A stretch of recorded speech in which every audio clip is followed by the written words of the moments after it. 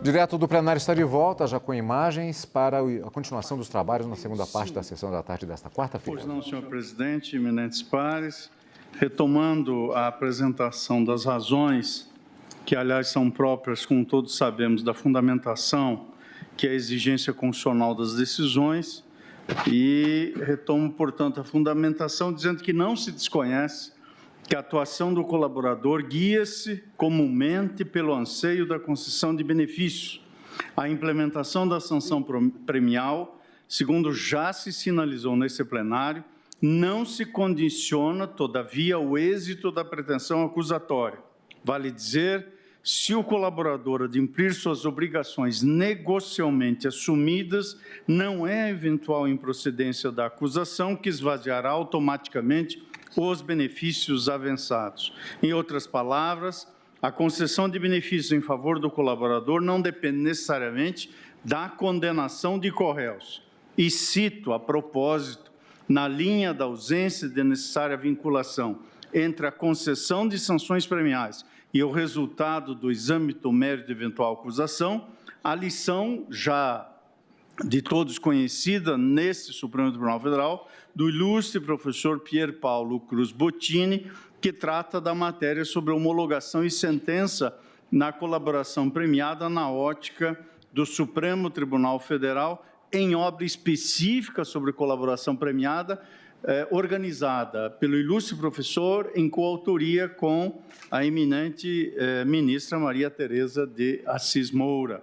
Apenas cito um trecho desse estudo do professor Bottini, segundo o qual o ônus de levar a cabo a investigação é do Estado.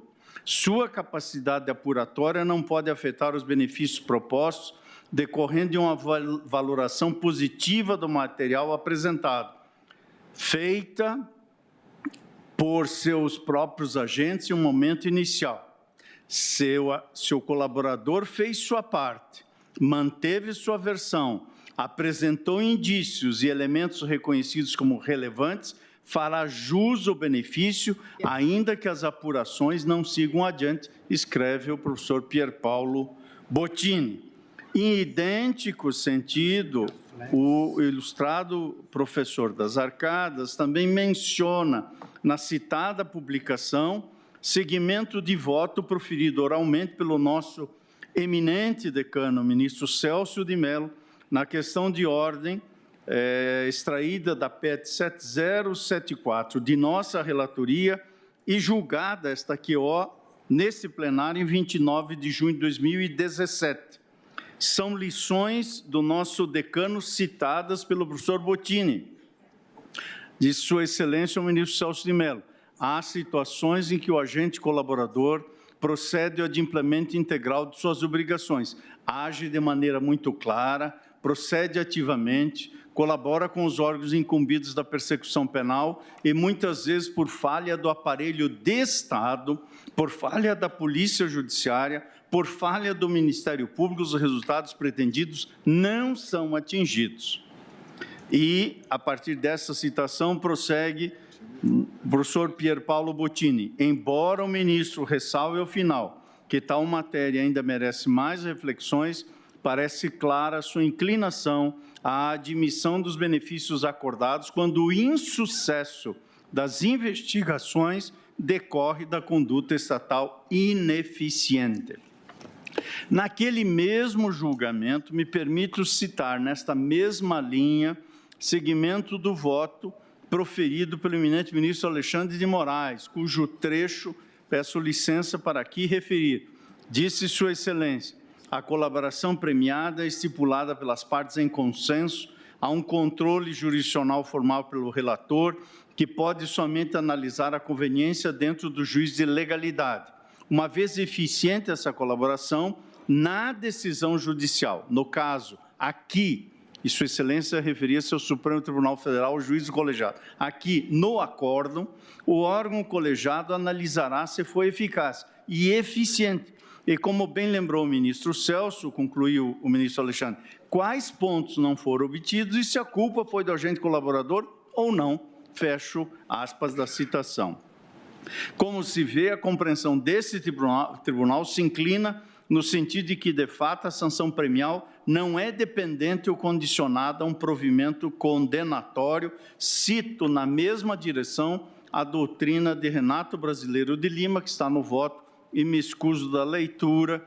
Aqui está, portanto, a afirmação nesse mesmo sentido, o que me permite depreender que o interesse jurídico do colaborador no momento da celebração do respectivo acordo até pode se vincular mais intensamente a um ânimo de heteroinculpação. Nada obstante, após a constituição do acordo, o agir processual do colaborador é visivelmente afeito à demonstração de que adimpliu seus deveres negocialmente estabelecidos e menos relacionado ao resultado da ação penal.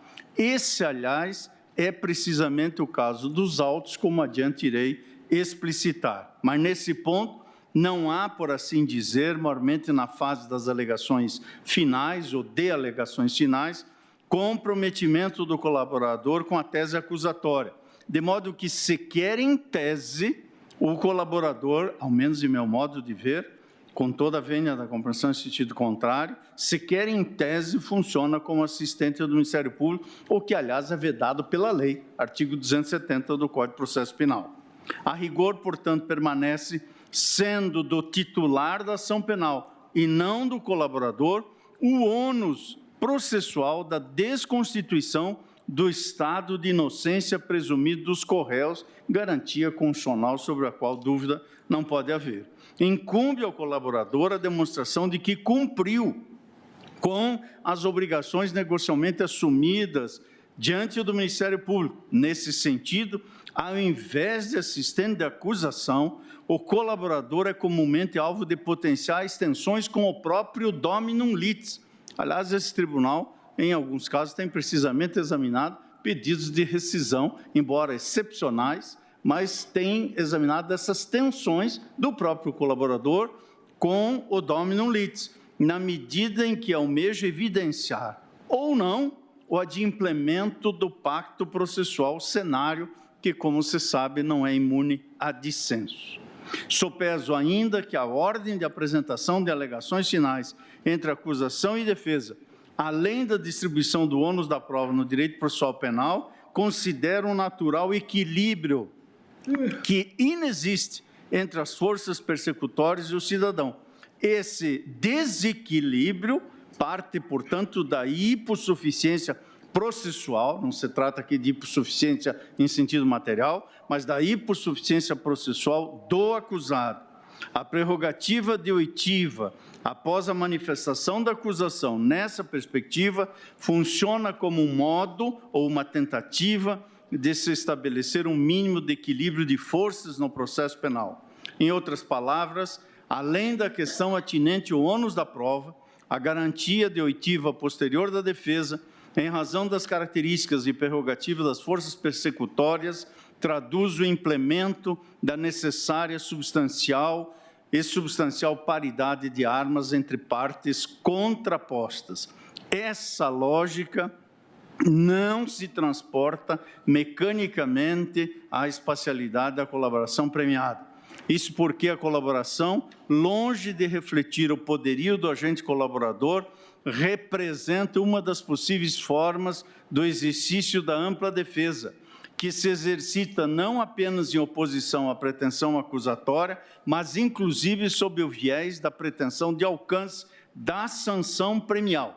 A propósito, especificamente, quanto à viabilidade de emprego do modelo colaborativo como instrumento de estratégia de defesa, colho da doutrina a afirmação segundo a qual, quando o réu aceita os incentivos legais à confissão, dentre os quais se insere a colaboração premiada, ele nada mais faz do que exercer efetivamente o seu direito à ampla defesa. A ampla defesa não se realiza apenas com a tese de negativa de autoria, é o que menciona Cibele Benevide Guedes Fonseca na sua obra sempre citada sobre colaboração premiada. E acrescenta a ilustre autora, a opção pela colaboração premiada é um dos caminhos que o acusado pode eleger, enquanto tal, é manifestação da ampla defesa e prossegue nesta citação, como também menciono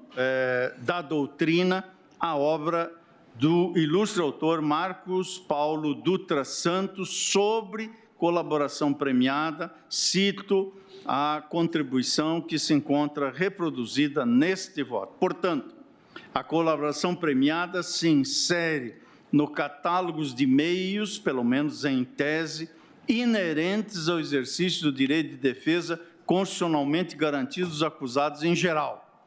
O legítimo manejo de meio atinente à ampla defesa não autoriza, a meu ver, distinção entre as manifestações defensivas igualmente asseguradas aos colaboradores e não colaboradores, sob pena de indevida categorização cerceadora do devido processo legal.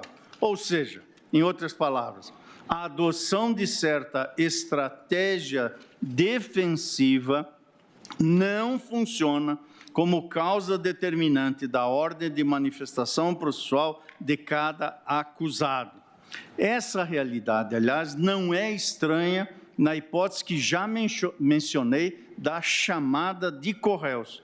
Vale dizer, nos casos em que determinado réu, com ânimo de autoexculpação, atribui determinada conduta a outro, a corréu, não se cogita de caráter sucessivo para o prazo de alegações finais. Por isso, enfatizo que tanto a colaboração premiada quanto a chamada de corréu possuem similar conteúdo em relação ao implicado pelas declarações. Em ambos os casos, o corréu imputa a outrem a prática de determinado ato narrado na peça acusatória, e a esfera jurídica do implicado é atingida em idêntica dimensão, embora o que há de distinto é que na colaboração premiada há perspectiva de uma sanção premial e na chamada de corréu o cerne do agir geralmente reside na pretensão de absolvição ou outro resultado processual benéfico que não se enquadre propriamente como benefício negociado. Ou seja, a colaboração premiada e a própria chamada do corréu afetam a esfera jurídica do imputado de maneira idêntica, embora sejam distintas quanto aos objetivos e fins que motivam cada uma dessas posturas. Por isso, em meu modo de ver, o acolhimento da tese defensiva poderia autorizar prazos sucessivos, inclusive na hipótese de chamada de corréus. Mais do que isso, geraria, ainda que em tese, um impasse, ao menos hipotético, em caso de recíproca chamada de corréus. Nessa medida, nos casos de chamada de corréus, como conciliar a pretendida ordem sucessiva em casos em que há imputação recíproca por parte dos acusados, é a interrogação que daqui emergiria. Por isso, o acolhimento da pretensão veiculada pela defesa, ao menos ao que parece, poderia até mesmo exigir inversão lógica das etapas de propositura, admissão, produção e valoração da prova. Ou seja, incumbiria o Estado juiz, ao menos uma prévia avaliação da estratégia defensiva, delimitando-se a cada réu que eventualmente atribua fato a outro corréu, para em seguida definir-se a ordem de atuação dos sujeitos processuais. Atuação que, ao fim e ao cabo, direciona-se a influenciar o convencimento do julgador que, em definitivo, apenas se consolida após a plena participação das partes. Assim, com o devido respeito da percepção em sentido diverso, se fosse por esse caminho, a interpretação que assim nos levaria exigiria do julgador prévio exame, ainda que superficial, das teses e estratégias defensivas efetivas ou potenciais, e em seguida seria definida a ordem de manifestação das defesas, manifestações a serem veiculadas com a perspectiva de influenciar a formação do até então não formado convencimento do julgador, o que poderia colocar em xeque a própria imparcialidade jurisdicional. Por isso, concluo que após a celebração do acordo e a colheita das provas nele indicadas, a atuação processual do colaborador não desencadeia, por si só, efeito acusatório ou probatório relevante. O ânimo do colaborador em tais cenários reside principalmente na demonstração ao Estado juiz de que adimpliu com as obrigações assumidas no negócio jurídico processual previamente estabelecido e judicialmente homologado, circunstância que não se condiciona ao êxito da pretensão acusatória. O que é de relevo, portanto, não é o resultado da ação penal, mas o exame da efetiva e concreta atividade colaborativa. Por isso, senhor presidente, entendo inocorrente veiculação de manifestação acusatória insuscetível de antítese defensiva e não se verifica, a meu ver, a nulidade arguída pela defesa.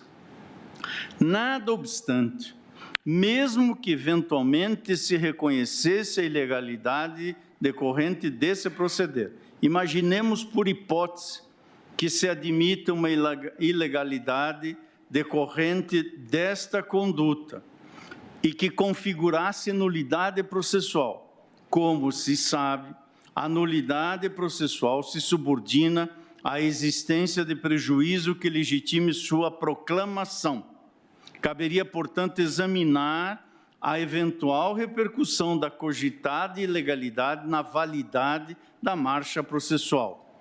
Com efeito, a forma processual, mais de que fim em si mesmo, constitui meio de tutela de interesses jurídicos que integram o devido processo legal. Nessa perspectiva instrumental, o exame jurisdicional não deve se resumir à aferição de eventual inobservância de determinadas formalidades processuais, cabendo avaliar ainda a efetiva vulneração de valores protegidos por essas prescrições.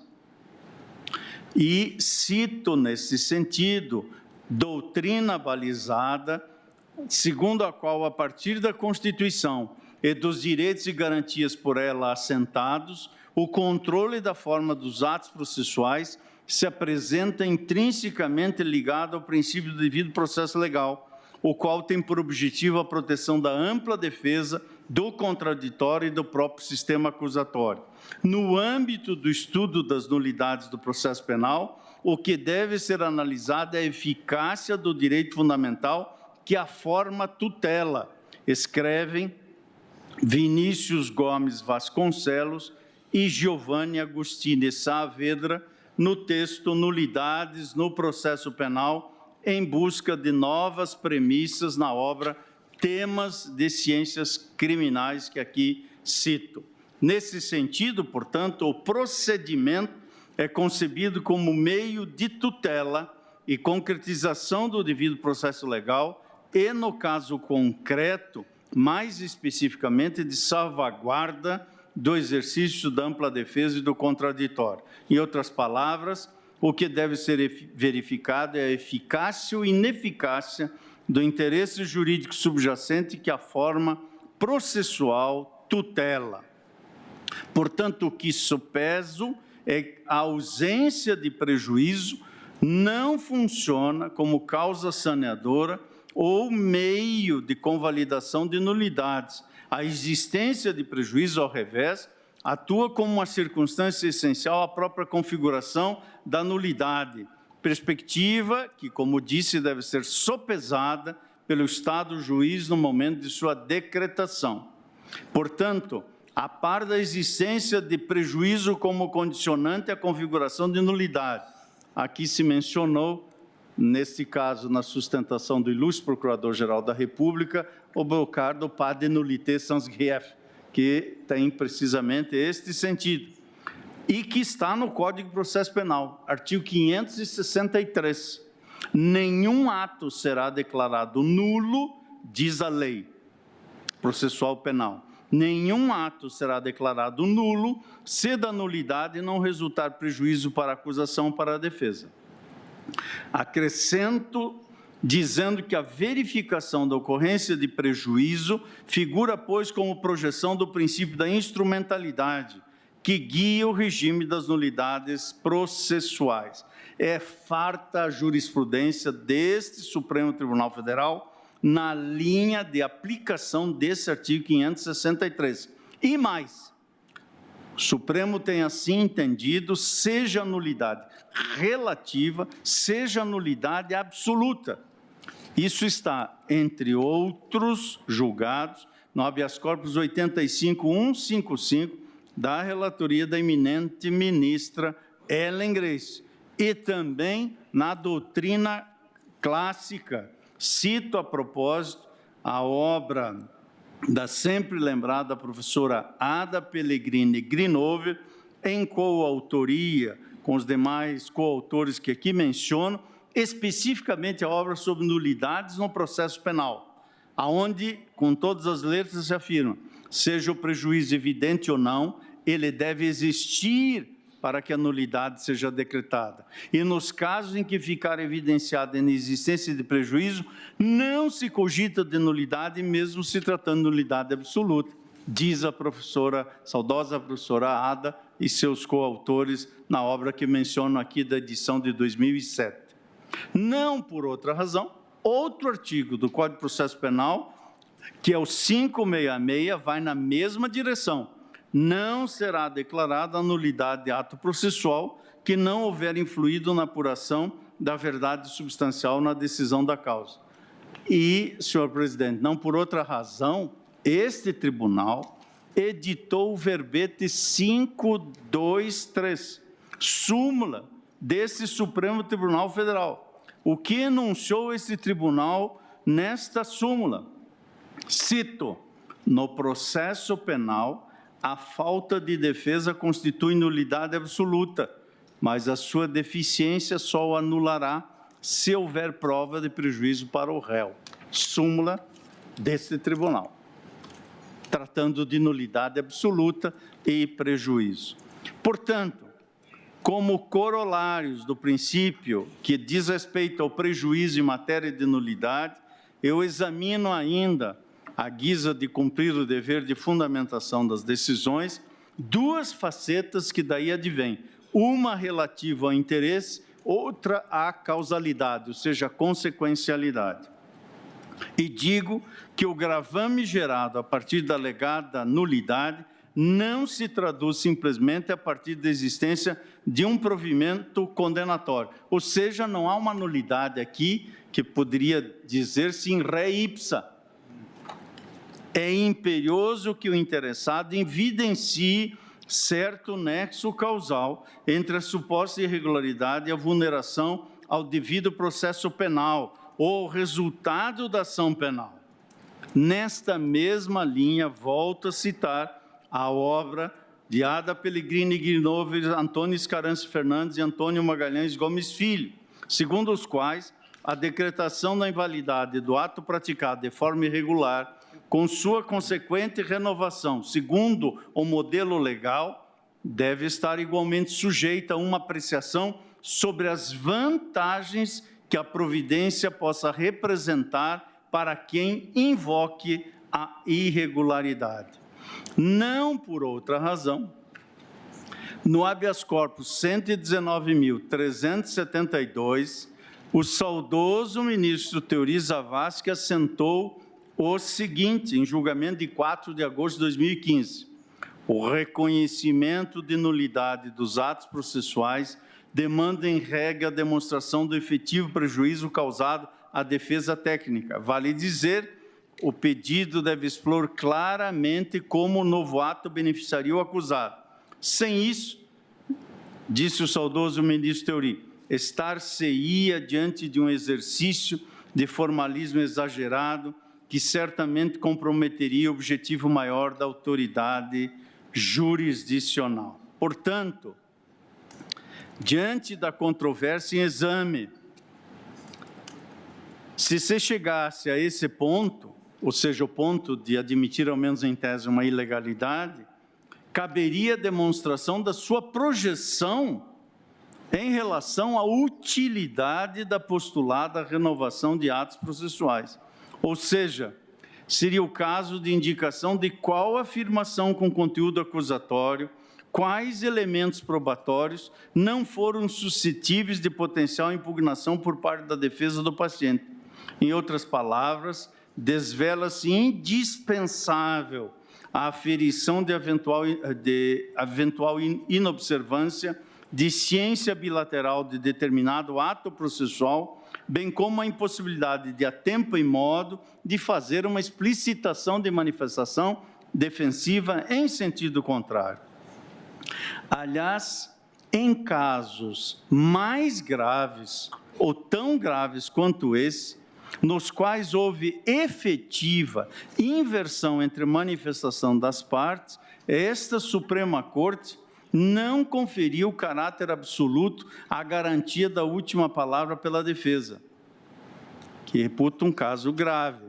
Tampouco dispensou a demonstração de prejuízo para fins de nulificação de atos processuais. A esse respeito, cito a título ilustrativo que em habeas corpus submetidos a esta Suprema Corte tem se atribuído voz à defesa em sede de sustentação oral com posterior manifestação da Procuradoria-Geral da República. Com efeito, mesmo que se considere que em tais casos o Ministério Público oficia na qualidade fiscal da ordem jurídica, tenho que esse cenário infirma a tese do cogitado absoluto direito subjetivo da defesa à manifestação após a colheita de todos os argumentos potencialmente contrários a seus interesses. E em diversos precedentes, este tribunal não reconheceu constrangimento ilegal em casos que contaram com manifestação defensiva seguida de atuação da acusação, o que, como disse, reputo muito grave. Ou seja, mesmo nas hipóteses em que a inversão entre a atuação da acusação efetiva e defesa, ou seja, hipótese ou casos em que há real contraposição de partes, cenário que, aliás, aqui não se coloca, porque, como já disse, defendo, o colaborador não integra o polo acusatório da relação processual e, portanto, mesmo em casos em que há maior gravidade, o Supremo Tribunal Federal tem implementado a análise à luz da concreta verificação de prejuízo como necessária para legitimar a proclamação de nulidade.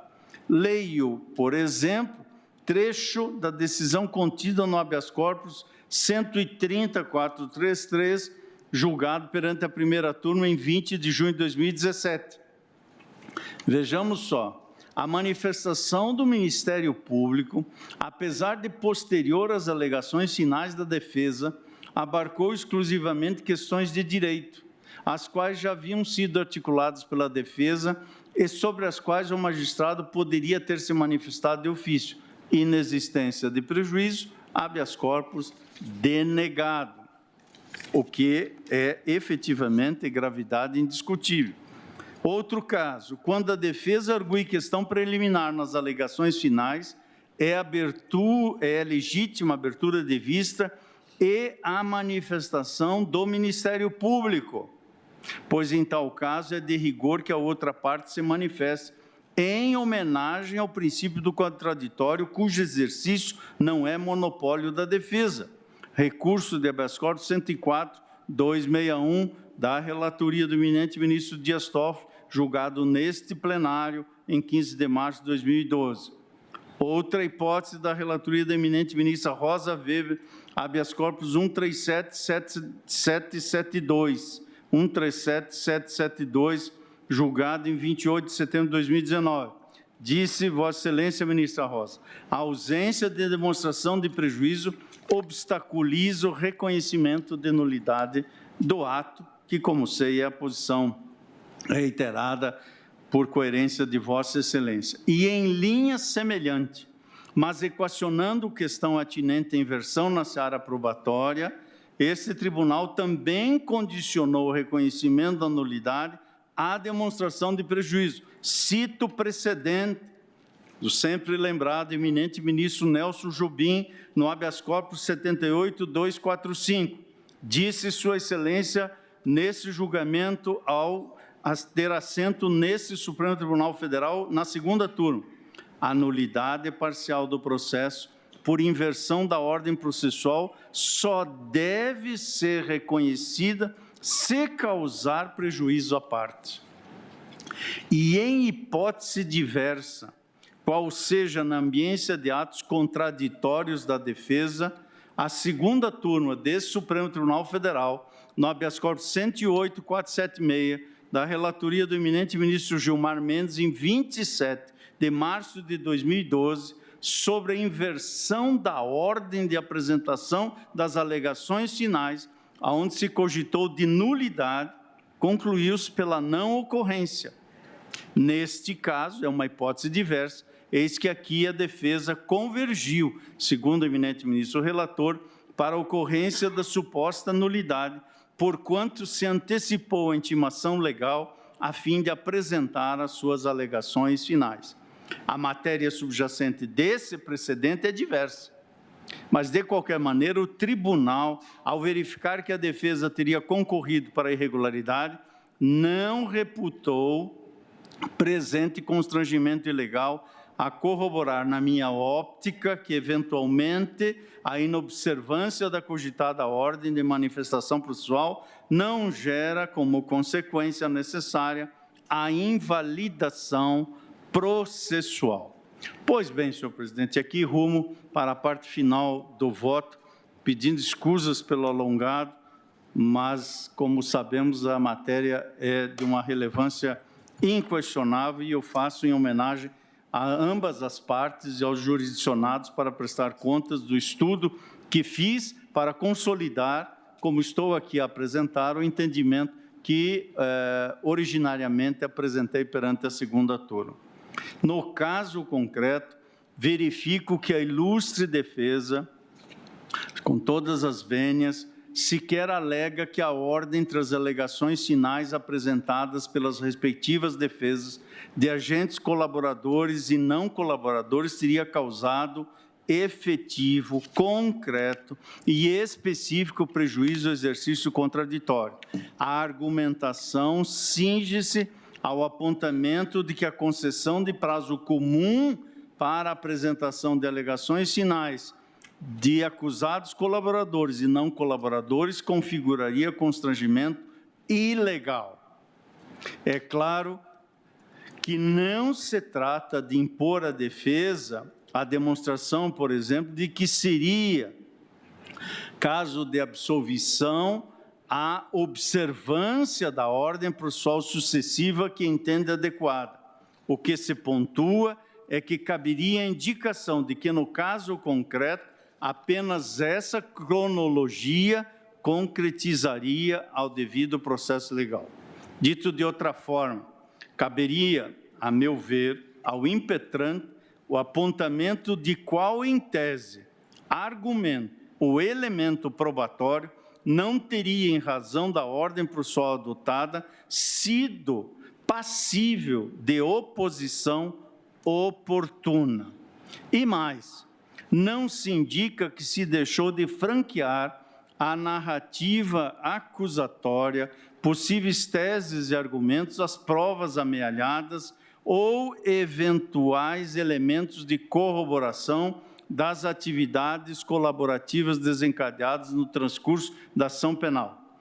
Tampouco aqui não se articula que as alegações oferecidas pela defesa do colaborador conteve argumentos inovadores em relação às etapas processuais anteriores ou não passíveis de oportuno enfrentamento.